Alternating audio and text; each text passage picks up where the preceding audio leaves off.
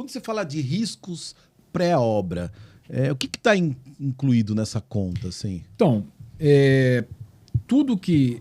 Antes de você começar um empreendimento, né, a obra, o empreendimento como um todo, esse que eu falo, esse checklist, mas essa varredura completa. Vamos lá, eu tenho que fazer uma análise aqui, tudo que pode dar errado baseado em quê? Mas a nossa experiência. Nossa experiência, eu tenho... Então, know-how conta demais. Aí fala, ou do próprio incorporador, ou de um consultor para auxiliá-lo. Você tem que imaginar... Boa. Vamos lá, acabei de dar um exemplo aqui. O preço do aço pode subir? Pode. Mas existe esse cenário no país no momento? Não, não existe.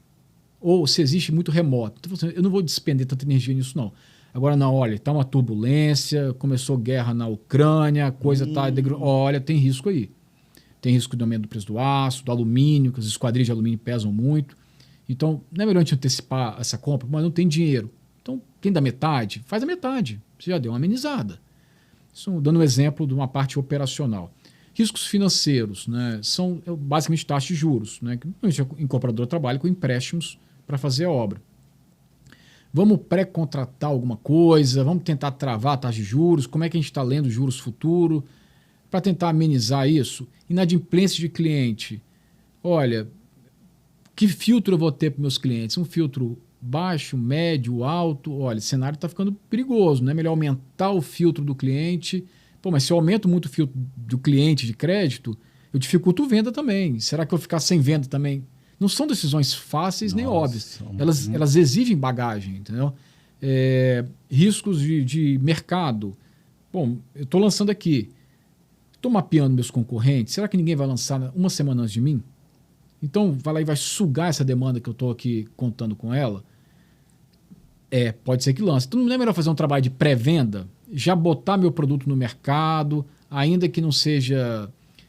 oficialmente lançado, mas os corretores já trabalharem ali individualmente com todos esses clientes, para deixar eles ali esperando o meu produto, para que mesmo que outro lance, o cara não tome a decisão de compra ainda antes de saber o meu preço final. Tudo estratégia. Que legal isso. Então você vai mapeando tudo isso e entra nessa primeira camada que a gente chama de prevenção. Eu me previno contra tudo. Tá. Né? Previno... E eu falo, você previne 100%? Nunca. Existe sempre um risco residual, né? Porque ninguém é 100% capaz, senão o negócio não teria risco e seria o melhor negócio do mundo. Não existe também isso, né? Essa teoria do risco livre, ela é uma teoria, né? Na prática, é óbvio que tudo tem risco. Se ocorre, como é que eu corrijo de forma rápida o risco? Eu acho que e o rápido é muito importante, né? As pessoas tendem muito a achar que, mas isso vai melhorar, mas isso... Cara, a pior decisão é a decisão da protelação, né? Quando você protela, a chance de piorar, via de regra, ela é maior do que de melhorar se nada é feito para que aquela coisa melhore. Porque o sistema, ele vai muito contra você, né? A prefeitura não está olhando o seu bem como incorporador. A justiça não está olhando o seu bem como incorporador. O cliente quer seu sucesso, mas ele também quer tudo que é de direito dele. Ele está certo. Ele quer o prédio com qualidade, ele quer o prédio no prazo, ele quer que você honre o seu contrato. Está todo mundo olhando sua parte. Então, assim, você tem que estar ali prevenido, porque se você se omitir diante disso, as coisas tendem a se desandar. Por isso que vem essas estatísticas aí que mostram que o incorporador, via de regra, termina com a margem menor do que inicia. Porque o sistema ele vai te sugando. E assim, cada incorporação, na verdade, a vida empresarial é isso, né? Não é fácil, né? Não. As adversidades são muitas, né?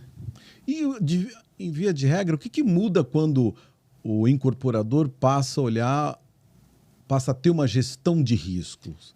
Então, de fato, né? Assim, seja assistida, ele contratando um consultor, seja pela experiência, seja porque ele contratou um executivo que tem essa expertise. Como é que funciona? Via de risco, se você tiver uma grande incorporadora, listada em bolsa, etc., ela já tem até um departamento de risco na empresa, tem um C-Level dedicado a isso. Acho que isso é uma outra realidade. Isso, né? Então, não é esse o caso. É esse o caso. Falando mais aí da grande massa que são os médios e os incorporadores. Eles não têm uma pessoa dedicada. Então, o trabalho de gestão de risco nessas empresas, ele é um trabalho em que mapeia-se todo o risco. Primeira coisa, para cada risco você precisa atribuir um responsável, né? Pode ser um engenheiro da obra, um risco de acidente de trabalho. É um risco muito ligado a quem? É o engenheiro da obra. É quem está ali na obra o dia inteiro, é ele que tem que ser o pai do risco, vamos colocar assim. O risco de atraso de recebimento de parcela de financiamento é um risco muito ligado ali ao departamento financeiro da empresa, o diretor financeiro ou o gerente financeiro. E assim se vai. Então, você atribui o risco, tem um indicador do risco. Né? É o quê? Alguma coisa precisa levantar uma bandeira amarela. Né? Se atrasou o recebimento da parcela do banco, do financiamento, atrasaram 2 dias, atrasou 1 dia, tá bom. 2 dias, levanta a bandeira amarela. O que eu faço nesse segundo dia? Já ligo para o gerente? Ligo para o gerente. Atrasou o 4º dia? Então, ó, não é mais ligar para o gerente. Agora você tem que pegar o carro e ir lá no banco conversar com o gerente pessoalmente. Acontece? Sim, claro. Atrasaram 1 semana.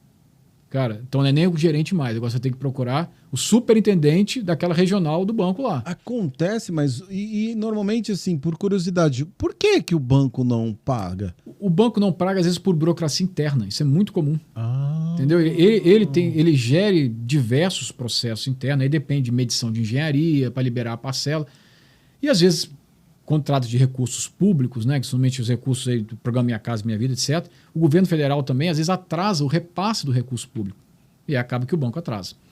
Então, dando um exemplo na área financeira. Então, o trabalho de gestão de risco é definir quem é o responsável, um indicador, a ação de prevenção, primeira coisa, e a ação de correção. Ainda assim, tudo prevenido. Deu um erro, o que nós fazemos? Eu acho que a correção é muito importante, né? Porque na hora que acontece um caso clássico é acidente em obra. Não pode ser um acidente, até às vezes acidente fatal em obra. Aquilo é um desespero. Então tem que ter uma contingência definida. O que a gente vai fazer? Suspende as atividades hoje, vamos fazer uma nota pública, publicar nas redes sociais, vamos procurar a família imediatamente, dar toda assistência. Isso tem que estar já pensado. Né? Para quê? Para mitigar os efeitos negativos que aquilo pode ter sobre o negócio. Então, com tudo isso desenhado, a tendência, obviamente, é o quê? Você conseguir reduzir e muito os efeitos danosos desses eventos. Né? Mas muitas vezes as pessoas, às vezes por desconhecimento, não fazem esse trabalho. Eles seguem a vida e falam, se der errado, nós vamos resolver. Né? Mas, infelizmente, no desespero é muito mais difícil resolver. Né?